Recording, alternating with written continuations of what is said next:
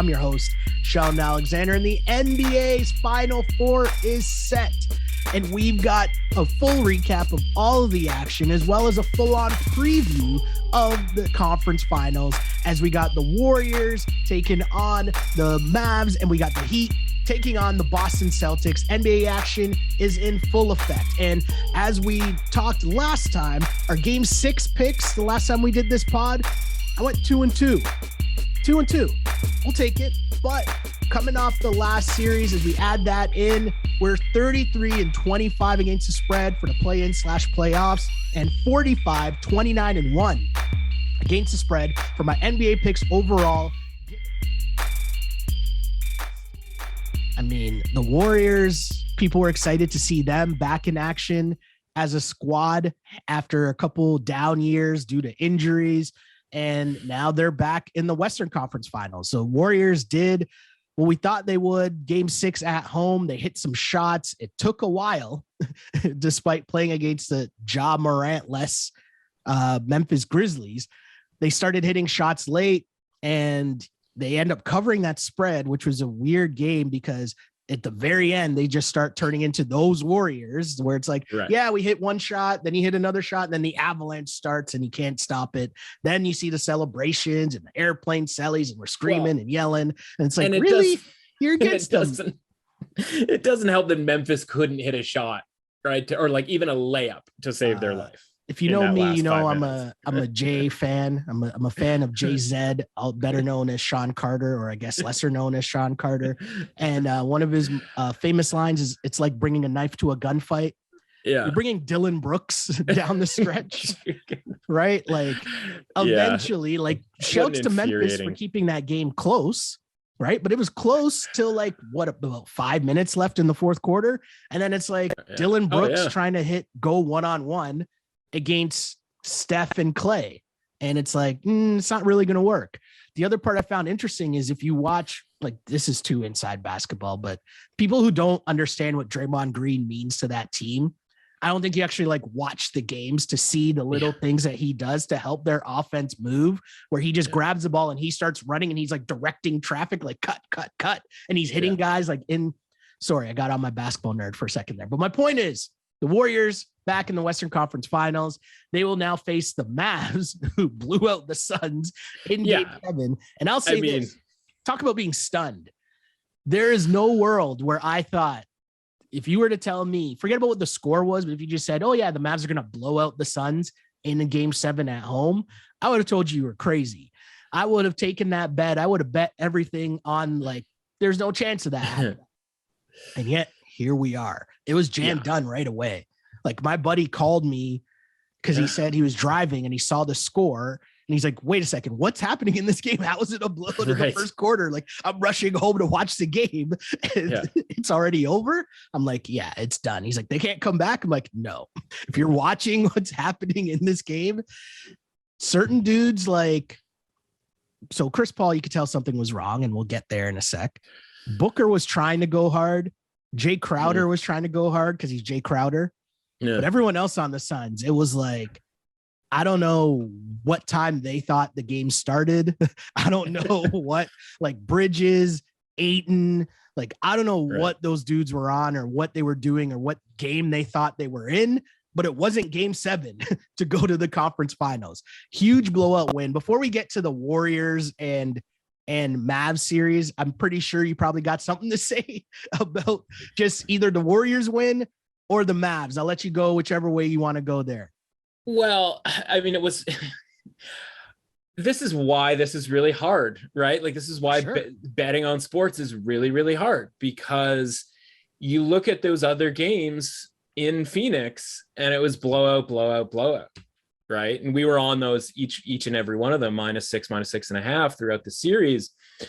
And the last time we spoke was before that Game 6. And I said, like, this Suns team, like, this is the team that's going to close out Dallas on the road. Yeah. And I was right there, like, with you. If that's what this team is, like, if this team is championship caliber, and there isn't any real reason to think that they aren't, because it's not like this team that's failed consistently year over year. It's a team that was literally in the finals last year. and, you know, ran into Giannis's 40 point, 50 points and, you know, triple doubles and everything, whatnot. So it's like, I don't have any reason to like disparage Phoenix. Now, obviously, like the Chris Paul element there, and it's just funny, like the weird RIP feeling to the Bucks title defense, right? Where it's like, as everybody likes Giannis so much that it was like, oh, like, you know, good job, like nice effort on defending the title. Whereas like on the Phoenix side, because everybody hates Chris Paul so much, it was like dancing on the grave. But moreover, because like we want to be entertained. And like, if you were looking forward to these game sevens this weekend, especially with both leagues going, the NHL brought it, as it always does, just by nature of the sport. And sometimes the NBA falls flat, and you didn't expect it to fall flat with Phoenix. And so when I looked at game 6, and I was like, man, you really, not only did you not win that game, but like they weren't particularly competitive in game 6. That's why I didn't bet the game. If I had bet the game last night, I'd have tweeted it out. I said, back on my son's BS at -6.5. But I didn't, because I was like, that's concerning. So like the signal wasn't that they lost game 3 or game 4, because game 3 was a very reasonable loss. Game 4 had all the excuses in the world with the Chris Paul foul out. But what was the excuse in game 6? Because you and I talked about, like, this is it's a spot where the Suns have been in before and closed out literally in the previous round. But it's also a spot that like should have all of the motivation and yada, yada, yada. And I know people are going to tell me about Chris Paul's injury and all of that sort of thing, but like, that's kind of the point, because, and I'm going to give Dallas some credit in all of this, and I'm going to give Jason Kidd some credit, which is sort of a weird thing to say, because I don't know that anybody really thought Jason Kidd was that great of a coach in his stints with Milwaukee and with Brooklyn. I'm impressed that he's like, all right, what we're going to do is we're going to basically drag an injury out of Chris Paul, right? And we're not going to go and try to injure him, but we are going to put that old guy body, right, at smaller body in everything. We are going to hunt him on defense. We are going to pick him up full court on offense. We are going to make it excruciating for him. And like, maybe that's not going to work in game 1 or game 2. Maybe they didn't even get to that strategy yet in game 1 or game 2, but it's going to work throughout a series. And that's why I don't want it to sound besmirching of Chris Paul, because he's a Hall of Famer and all that sort of thing. But at some point we might just realize that Chris Paul is a really awesome point guard, but he's not physically built to carry a team as much as mentally he wants to. And he can go into point God mode. Look around the NBA. That's just not what the NBA really has ever been. It's, you know, as much as people say like basketball point guard, like we talk about college basketball point guards all the time, the NBA isn't really a point guard league, right? Well, it's a wing, it's a like a height and a strength and like guys the size of Giannis and guys the size of LeBron.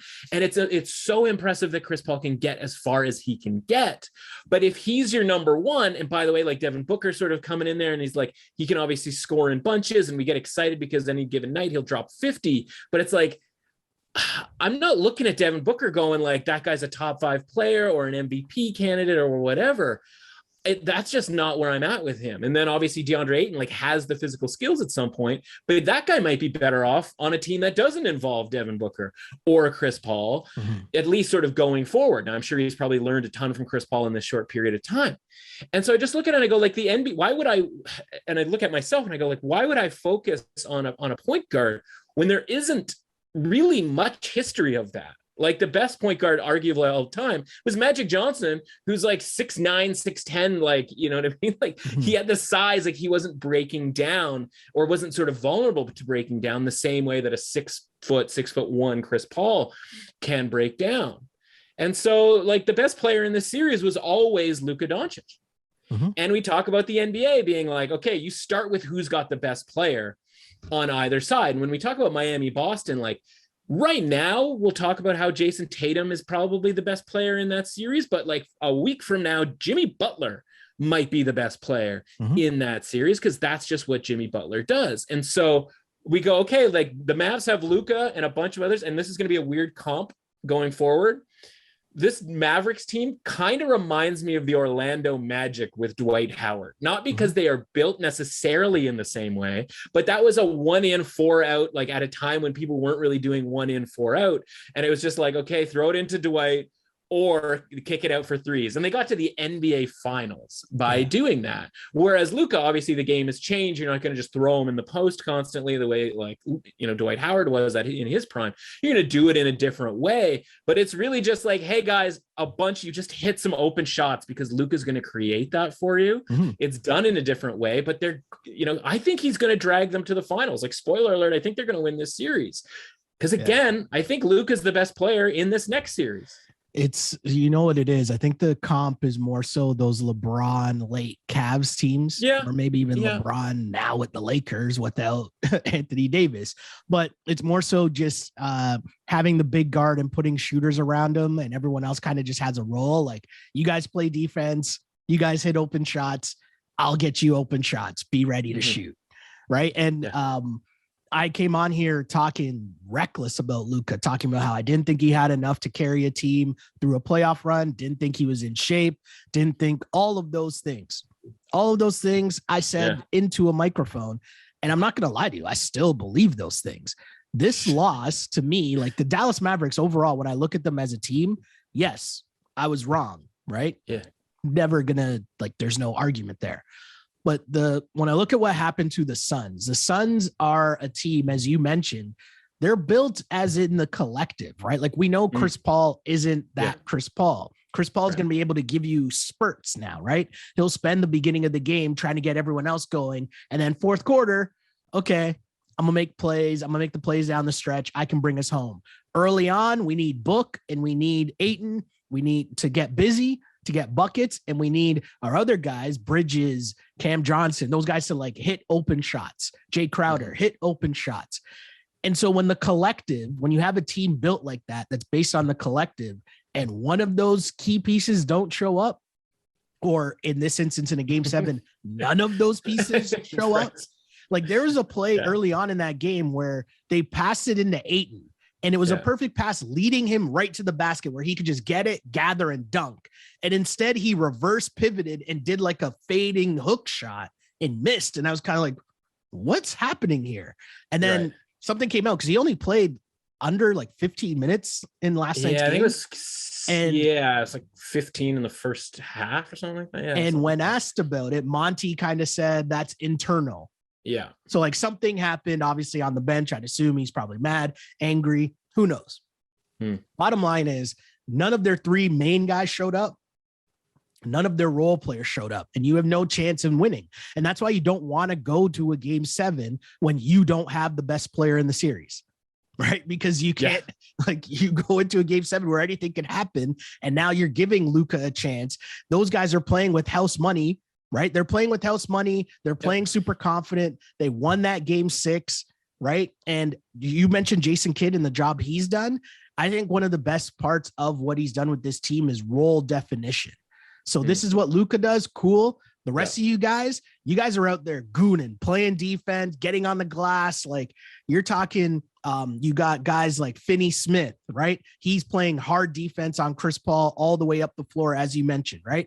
You got, what's my guy with the hair? Why am I drawing a blank? That shoots the threes. I'm drawing such a blank right now. Anyways, not important. Another dude, the guy with Reggie hair. Bullock. You know what threw me off? Because he just changed it and told the reporters that his name is pronounced Bullock. That's right. That's what that threw everybody for a loop. Bullock. My name is not Bullock, it's Bullock. Okay. But anyways, you got Bullock, you got all these dudes who your roles are defined to the point where Spencer Dinwiddie, you just come off the bench and cook. Right? Yeah. Luka goes to the bench. Luka plays off the ball. You let him cook. You let Brunson cook. It's role definition, but they play so hard. So if you're not going to match their intensity, all those other guys not named Luka Doncic, if you're not matching their intensity, you're in trouble. And I agree with you in the sense of the Mavs making this series spicy. And I know this sounds like I'm sitting on the fence in terms of the series, because I'm saying the same thing I said about the Eastern Conference playoffs. I'm going with Warriors in 7, but like, the Mavs, if you tell me the Mavs are able to pull this off, I'm not going to argue with you at all, because these are not your same Warriors, right? Yeah. These are not the Warriors we think they are. And when you look at that line for game one, it's 5.5 for the Warriors. Like, I'm on the Mavs in that game one, right? And for no other reason, just that, the Warriors, who's guarding Luka, first off, right? Right. Because if you're telling me it's Andrew Wiggins, I mean, nope. Yeah, right. No. So no. Right. So if it's not Andrew Wiggins, Draymond is too big. Like, he can't do that. Clay might try to give it a go, but you need Clay scoring. So you probably don't want to give him that assignment at this stage. Like, I don't know. And again, the Mavs have the bodies to throw at Clay, to throw at Steph. And you don't think J Kidd's going to do the same thing to Steph that he just did to Chris Paul, right? Yeah. Like, you are going to be guarded by a bigger guard the entire time. And the one part I want to give you credit for in bringing up the Jason Kidd factor, Jason Kidd was that point guard. Well, yes. That Right. was, So I was he knows. literally just waiting for you. I was like going to mention, like, by the way, like, he was that dude. He knows what it's like to age as a point guard and what makes it difficult on you for an entire playoff series. Right. So it's, I can't believe I'm saying this and talking about the Mavs possibly being in the NBA finals, because it sounds so insane to me, but like, we're here. So, yeah. And so, like, honestly, we talk every episode about coaching and like the historical ramifications of what happens when sometimes you just find yourself in the right place at the right time. Right. And like, you take advantage of kind of some good fortune along the way, or this, that, or whatever, because so much of this, as much as we try to like break this down and try to be as predictive as possible, like, fundamentally, a lot of this just kind of comes down to luck. And like, the Warriors have gotten really, really lucky so far. Right. They have a very easy getting, like, leading up to this postseason. I mean, a couple of things here, right? Like, one, leading up to this postseason, like, the Warriors could have gotten the Mavericks in the first round, the way that everything was sort of jostling and shaking down, et cetera, et cetera.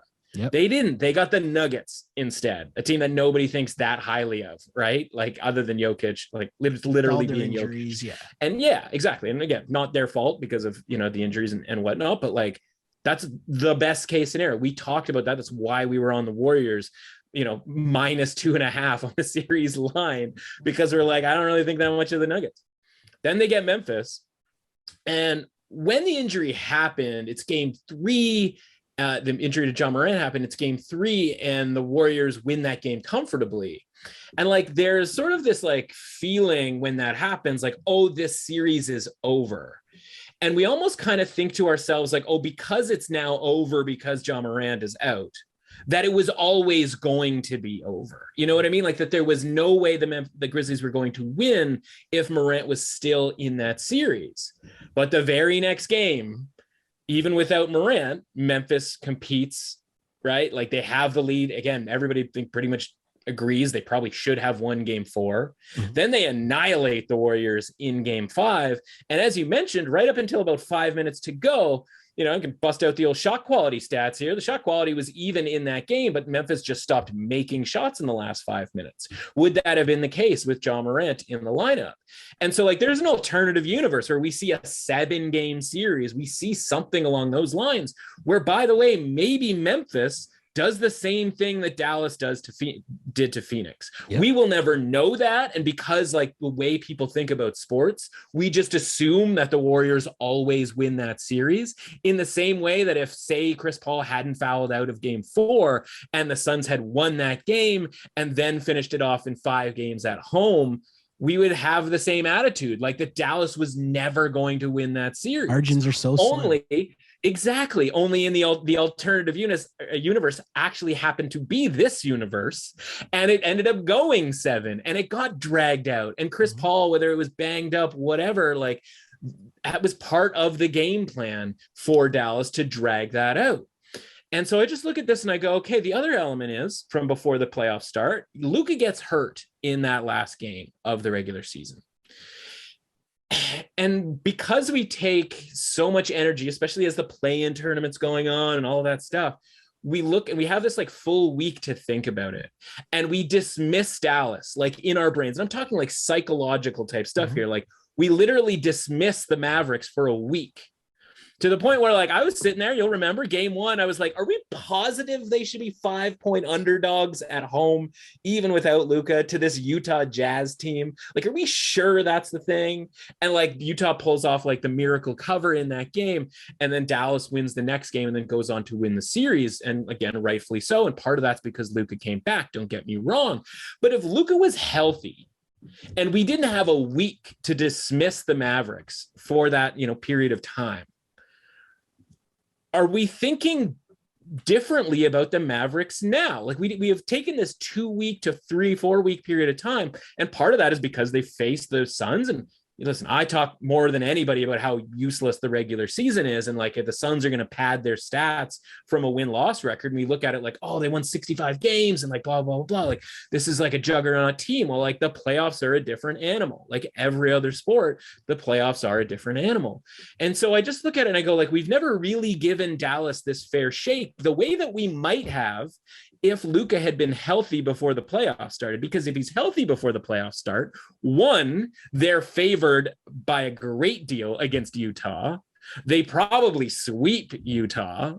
And then we think that like, we're like, oh, Luka, like he, listen, what's the phrase? He is him. Like I'm way too old to be using it, but like we would probably have that attitude where we're like, okay, who are the guys who can drag a team the way that it's happened in basically every year in the history of the NBA?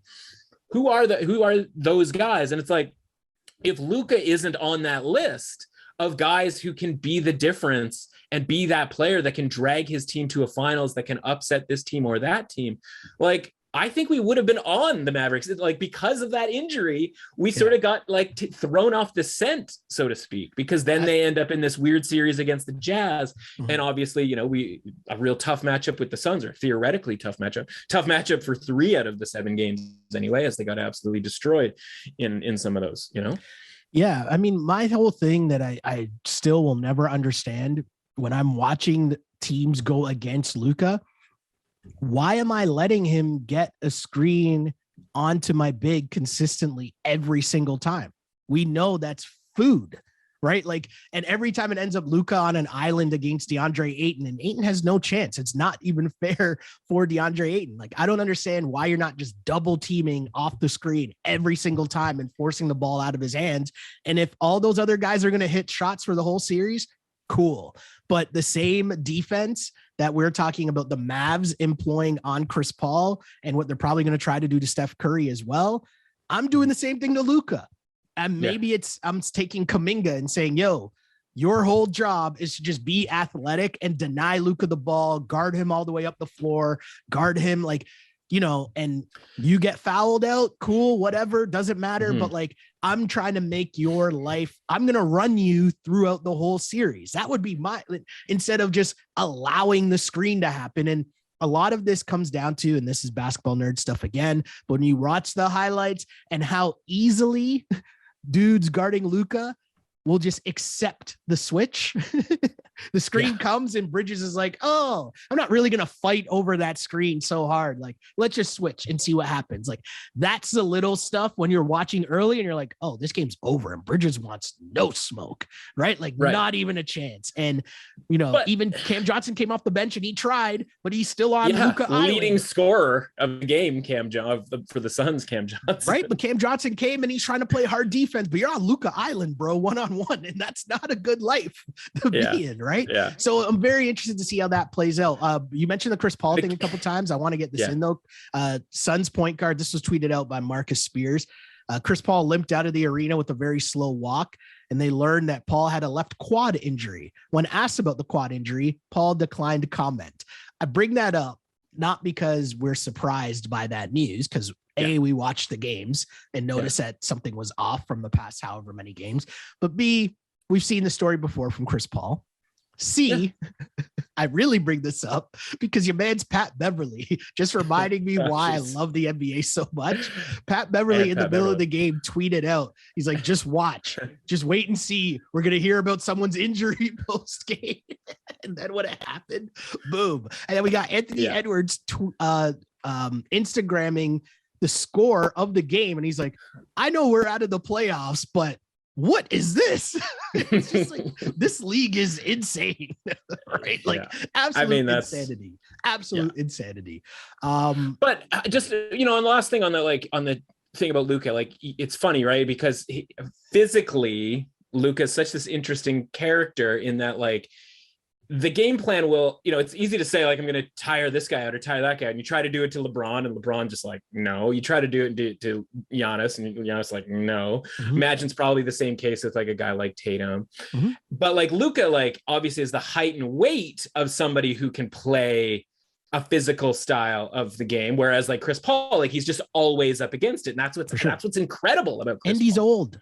And yes, that's, again, like, all of it is like the stew of like really incredible, you know, ability, but like, it's also just going to happen every time, and it's going to happen quicker every year. So when he says, oh, I'm going to come back next year, it's like, okay, well, when should I schedule the quad injury for? Because you made it like 10 games of a playoff run, or maybe 11, and then you got the quad injury. So is there like a math equation where like one more year means like one less game you can get through in the playoffs? Like, how is this going to work? Their run's over. Yeah, I'm with you.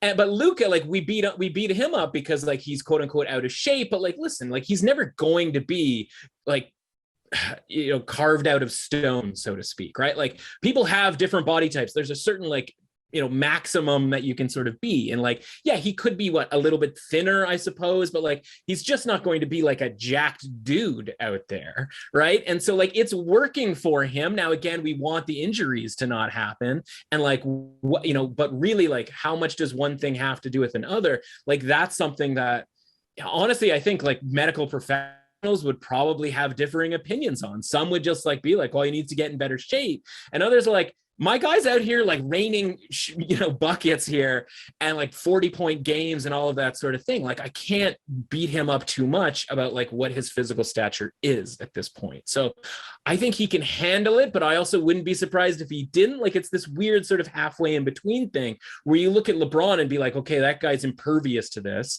And then you look at Chris Paul and you're like, that guy's going to be, you know, vulnerable to this. And then Luka's somewhere in the middle where, like, depending on the day, you're like, nope, out of shape, can't do it. Or like, oh my God, like, he's on one leg, still better than everybody else out there. Sorry, I had to look it up to find the tweet that actually had me laughing during the end of that game.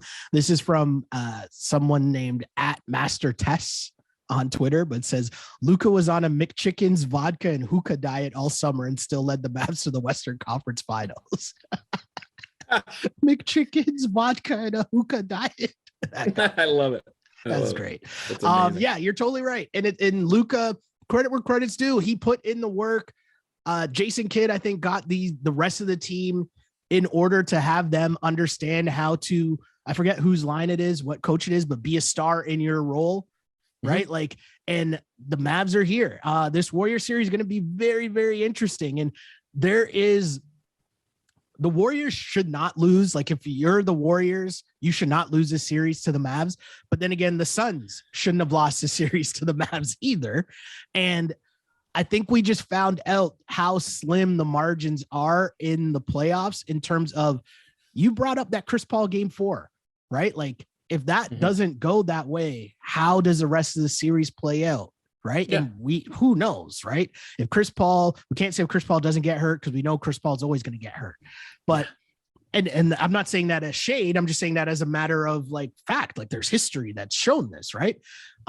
So when I look at this Warriors team, and if you're telling me it's still Steph and Clay and Jordan Poole, like, you guys should be able to beat Luka, but the way that certain teams, like, and I'm referencing the Raptors in this case, not because the teams were similar, but I think once you just figure out your roles in a playoff run and your coaches figure out the better way in each series to put you in a position to succeed, when you get rolling, that confidence is a mother effer. Yeah. The Mavs just look like that team right now that, like, I've seen Tim Hardaway Jr. on their bench, right? Like, he's hurt in the suit, and not a suit, but in his street clothes. It's just like, oh yeah, they have that guy too. Like, they could really use that guy right now, but they're rolling. And I don't know, man. Again, Warriors in 7. And I'm just saying that because of the home court and off of like pedigree that I'd hope that if you are Steph Curry, who you tell us you are, who they say you are, you shouldn't lose a series to the Mavs. Well, listen, it's -5 right now, so it's already down from 5.5. So again, good news is like we pinpointed at least a half point of value in there. I'm going to be on the Mavs money line in game one. I'm going to be on the Mavs on the series, and I'm going to probably bet the Mavs every single time because honestly, listen, the Warriors should be favored. I understand all of that. Yeah. The price is it's way too high, and it's based on branding and reputation. 1,000%. And like, I'm going to say hello to Klay Thompson right now because clearly he listens to the podcast because he absolutely shoved it in my face last week when he went off. After I said that, like I'm not feeling, where Klay's at right now. But like, that's the point. Like Klay's capable. He's capable. It's a consistency element, right? Exactly. Like he's not going. That's what goes. The consistency goes first, not the ability to do it, or he would have hung him up. He would never have come back, right? Like he's good enough to do it. It's just a matter of getting it ready to go in these games. So it's all Mavs for me. Yeah, it's a Kenny Smith talks about it all the time, right? Everyone in the NBA can play ball. The difference when you go up in levels between, bench player, role player, starter, superstar, all-star, best player in the league, it's just consistency. Right? Like the guys who are consistent, those are the superstars. And the levels of consistency as you go down, that's your standing in the NBA. But everyone can play. And so Klay Thompson was a superstar or was a star, but now you're going to get it in spurts. It's not going to be every single game. Yeah, exactly. And by the way, like, again, I mentioned like the Warriors having like a really sort of fortunate go of it. We also like should just give credit to the Mavs for beating the Suns. If we thought that the Suns were the favorite or should have been the favorite, which again, I still do. Totally. Like I don't sort of, I'm not going back on that because again, they should have beat the Mavericks. But like the Mavericks played really well. Yeah. This wasn't like something weird happened and got the Mavericks through to this level. So like, it's almost, maybe call it stubborn or whatever, but if I'm going to rate the Suns this high, hand way up in the air, and like a team can beat them, then like I have to give the Mavericks some credit for like being capable of being up in this region. Hell yeah. Meanwhile, I don't feel like the Warriors have had to get up to that region in order to beat the teams that they've had to beat so far. Yeah. You know what I mean? Like it bothers me that they struggled with the Grizzlies without Ja Morant for basically, we said last week, 96 minutes, throw another 43 minutes onto that. Like that's 100 and doing some quick math here, 139 minutes of struggling with the Ja Morant-less Grizzlies. So like, I'm sorry. Like, I'm not like, I need more from the Warriors. You're totally right about the Warriors and the public team. And I know we talk about it in the NFL when we're talking NFL bets week in, week out, just like certain teams are just public teams getting a little extra getting a little extra juice on top because of who they are. And that's what it is with the Warriors here. I totally agree with you on that. I can't wait to watch both of these series. I don't really like either the Warriors or the Mavs, like in terms of like either of those teams, not really teams I root for or cheer for. I guess like the only team I don't know who I'm rooting for, like in my basketball fandom. I don't know. But either way, going to be super interested to watch both of those series as the NBA playoffs obviously continues.